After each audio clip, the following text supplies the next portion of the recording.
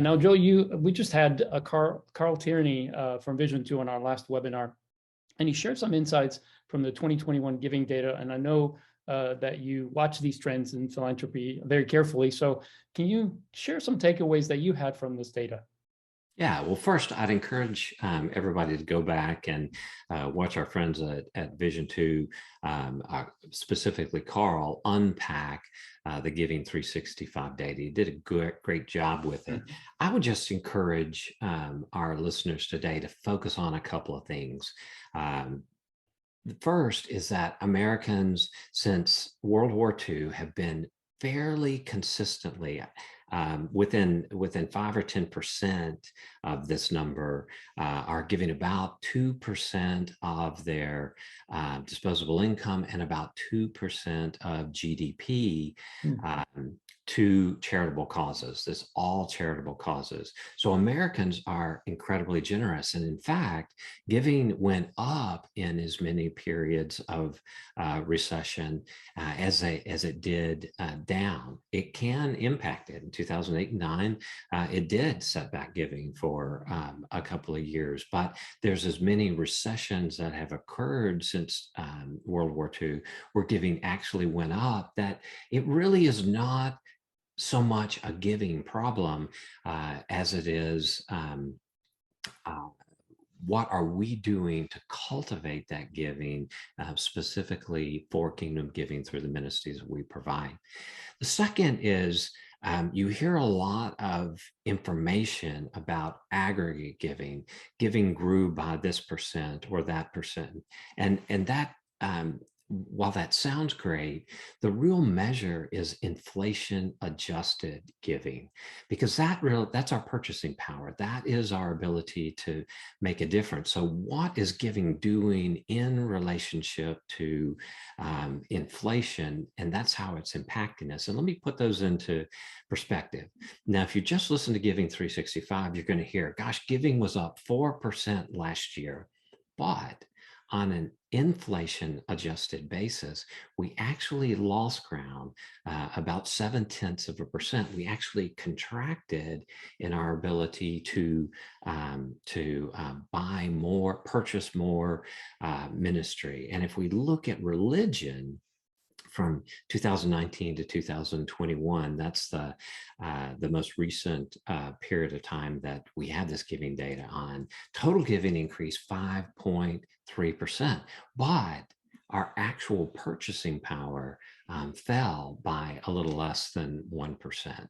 So while we can get excited that our budget is growing, if it's not growing at a pace faster than the cost of increased cost of providing ministry, then we're going backwards. And that's the slow draining. That's the thing that folks celebrate. Gosh, ministry budget went up, but can we provide more ministry? And we're looking at the wrong numbers. So those inflation adjusted numbers are available, but that's what I would begin sharing with people, especially now that we are in a period of rapid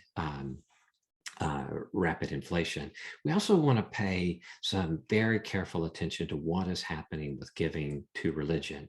Giving to religion as a percent of total giving. And remember, total giving is remaining fairly consistent, but the share that is coming to organized religion is half of what it was in 1989. Over the last 10 years, we've taken a sharp drop from 36% to 28% of total giving. Yes, we still receive the largest amount of funding, but it is happening primarily because our best donors are choosing to give more and more of their charitable dollars outside the church. In fact, for most listeners, your highest capacity donors, those with the greatest potential and propensity to give, are probably not giving to the church in their top one or two charities that they support, if we can use the word charity for church. And so recognizing that,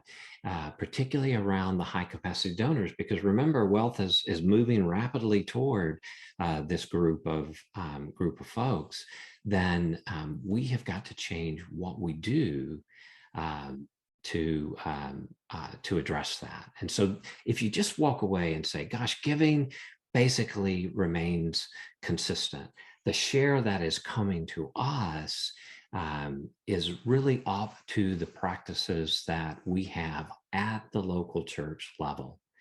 If we do a great job, we're going to see increased giving. And remember, we're primarily talking about good discipleship. And if we do a poor job, we're largely going to see that decrease. We need to be looking at inflation adjusted numbers, and we need to look at who is actually giving by age segments, by the way that the giving patterns work, like where the donors fall. And we're going to talk about that a little bit later on. But just walking away with, it's not really a giving problem. It's a giving to us problem. And if we're not receiving that blessing, it means we're not doing something in the cultivation of our households along our discipleship path.